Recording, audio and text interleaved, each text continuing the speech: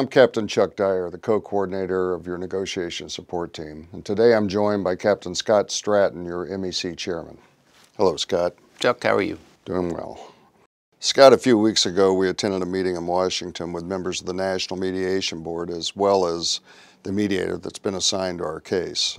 We heard a lot while we were there, but I know there was a lot of thought given to why the company approached mediation at this time. What can you say about that?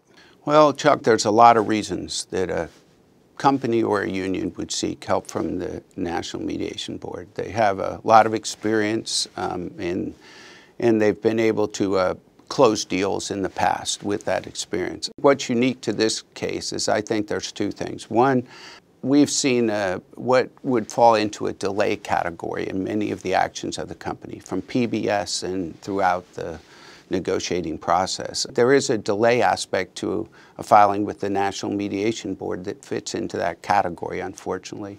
If you look at, we had an October filing with dates set in January as an example. Second is the pilots have shown tremendous unity. Tremendous unity by the pilots does not equal success for a company in negotiations. So it wasn't going very well, so they changed that equation by filing with the NMB, I think is likely another factor. Were you surprised that all three members of the mediation board were present? It's unusual. You know, I don't know, surprised is the right word, but it certainly is unusual for all three members of the NMB to show up. And we also had, of course, the mediator who's on our case and others. It shows how important the FedEx case is. I think it also shows how we've tried very hard through the last few years to keep them very well informed. So we had kind of a jump start on this process. And I also think it shows that they believe that we're fairly far along compared to what they normally see at a filing for their help. Scott, the mediator assigned to our case is Captain Mike Tosi, a former U.S. Airways captain. And I'm just curious what your impression of Captain Tosi is. Well, what we had heard going into the meeting with Captain Tosi was that he was a straight shooter, no-nonsense guy. That's what we found at our meeting as well. He seems to be upfront and certainly not shy, and that's a good thing. So Captain Tosi, along with our negotiating committee, made plans to get into mediation and to continue negotiations. Can you share what you know about those plans at this point? Yeah, they already set dates coming in. I think that's very good. First of all, the assignment of a mediator so quickly is a good thing. I think the assignment of a supervisor so quickly is a good thing. And I think that they have already set dates is also a good thing, and it shows you that they are optimistic, I would say, is what my opinion of what that shows. The days are, we have 5 days in January, and we also have set days in February for negotiations. Okay, Scott, having said that, what impact do you believe the NMB brings to the process? Well, the NMB, it's important to understand that this is just negotiations. It's negotiations just like everybody's used to. The difference is the NMB can provide some oversight and also years and years, decades of experience with trying to get deals between two sides. I think a better example than contract negotiations is mergers, if you think the role they can play in mergers to close deals. So they have great experience, and they also provide some oversight to the negotiating process. Okay, and to be clear, can the NMB impose an agreement? No, they can't. The NMB is part of an RLA process, okay, that starts with the filing, you know, which we're in now. That being said, they're not like an arbitrator. They don't impose agreements. And with that, so the responsibility for the agreement does not lie with the NMB ultimately. It ultimately lies with our pilots. Oh yeah, absolutely. You know, I think we've gotten some questions at meetings about that too. And if there's any thought out there that the NMB is going to swoop in and solve all the problems for the negotiations, that's a mistake. You know, you look at some of the examples of airlines that have been with the NMB for a long time. You know, US Air comes to mind. The ultimate responsibility is always to the pilots. Pilot unity provides the negotiating power to the negotiating team. The power to the negotiating team and crew force resolve ultimately determines the contract. That's how it always is. There's no difference in the NMB process. What do you expect in the management playbook area that our pilots can anticipate coming down the road as we get into mediation? Well, you know, we've seen a lot of those things. You know, we forecast them and then they happened. It's not because we have a crystal ball or something. This is right out of the books. You can read about them, you can Google them. And we've seen things like, you know, attack leadership of the union, make claims that the union's proposals are outrageously expensive, direct negotiations, things like that. We can expect more of the same. And our pilots should not be surprised by that. It is going to come. We forecasted it years ago. It did come. I'm sure it's going to continue to come going forward.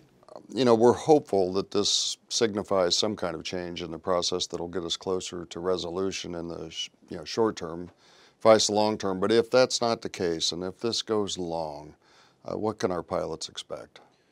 Well, that goes to an earlier question, Chuck. You asked earlier about the process, if you will, the mediation. What can it do? What can a mediator do? What can the NMB do? And this does start a process, and that process has different steps. And this is one of the steps. One of the steps is, of course, direct negotiations would be best. But once you're in the process, you have mediated negotiations.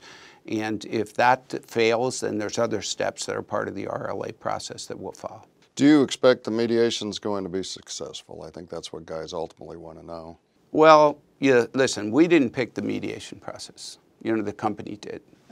That being said, we were prepared, and we are prepared to use that process to get a fair and respectful deal for the FedEx pilots. We're not afraid of the NMB. We think the NMB can be a help in some cases, and we're going to utilize them to close this deal.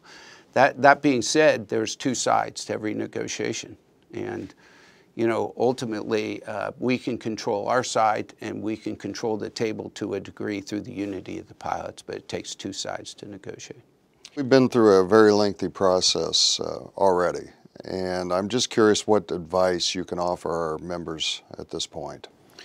We have been through a lengthy process. We were through 24 months of interim talks, and now we're coming up on 2 years in direct negotiations. I think patience and perseverance is needed, however, because we're now in a process with the NMB, which is the beginning of a new process and an endgame process. What we need is that patience and perseverance, but also to stay informed and stay engaged just as they have been. That's what will get us to the end. Scott, as we proceed, what do you expect from management? Well, they chose this path, Chuck. You know, they chose this from 4 months before the Section 6 negotiations started, 20 months into interim talks when they proposed a PBS proposal that changed the tone and tenor of the negotiation. They chose this path throughout that negotiating process of 20-some months in Section 6. And then they chose that path again when they went to the National Mediation Board. What we expect is what we've heard them say again and again. In response to our picketing, their response was very simple. We also want a fair and respectful deal. So let's do it. We're with the National Mediation Board right now. What we expect is for FedEx to show up prepared to negotiate, prepared to bring the kind of improvements that FedEx pilots have earned and get this contract closed in a fair and respectful manner. That's what we keep hearing from them. What we need to see right now is action. Well, we're now in the process which we hope leads to a successful outcome. Do you have any final words to share with our members? Yeah, I do, Chuck. I think where we are now is our pilots have shown a tremendous amount of unity. I think if you go back in time and you look at the maturing of a union, if you went back 15, 20 years back or back farther when we were hired, to look to where we are today, we would have doubted that we'd ever get to this point. To have, hundreds and hundreds of pilots stand shoulder to shoulder at the picketing event, to stand and press the button for the PBS when we ask them, everything that we've seen has been just tremendous support. And as we keep saying, The company looks past us, they look past the MEC and the negotiating team, and they look to the pilots. And what they need to see is unity, and that's what they have seen. That's what they need to continue to see. You know, I think you asked a question earlier about, will the National Mediation Board, the mediator, come in and close this deal for us? And the answer is no. What got us to this point, what has been so successful, you know, for us in unity, coming to this point, is what's going to bring us to the end as well. And it's exactly what we need to continue to do.